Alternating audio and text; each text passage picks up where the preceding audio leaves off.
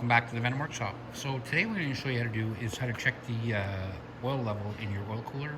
You're going to have to remove one of the fairings. I actually have that video already, so I'm not going to show that part. But once I get to the oil cooler, I'm going to show you how to check the level in it. Okay, so how we're going to check this now is, this is your top line. So we're just going to take the top line off. Then we're going to look inside and see if the oil comes up to the top. This oil should actually flow to the top and then all the way back down to cool. So if it's not getting up this high, we know it's not full. So we're going to fill this, and you can fill it with a syringe if you want. But there should be oil all the way in the cooler.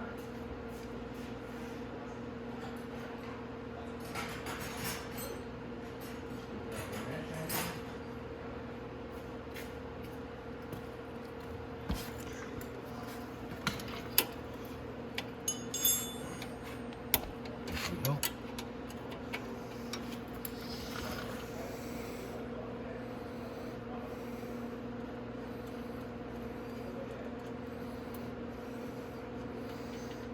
And I can see I'm a little bit low, so all you do is take a syringe with a little bit of oil and then put it in through this hole here.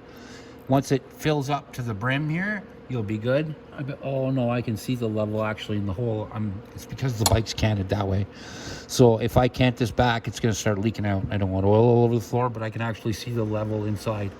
So this one's nice and full. And that, guys, is how you check the level in your oil cooler. And if you want to add some, like I said, a little syringe. Most times your oil pump should pump the oil up here, no problem. So as long as you have enough oil in your bike, it'll pump up.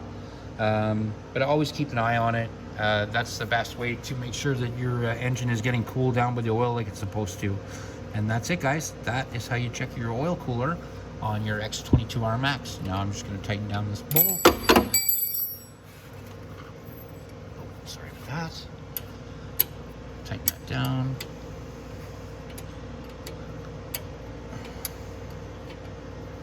Just like that.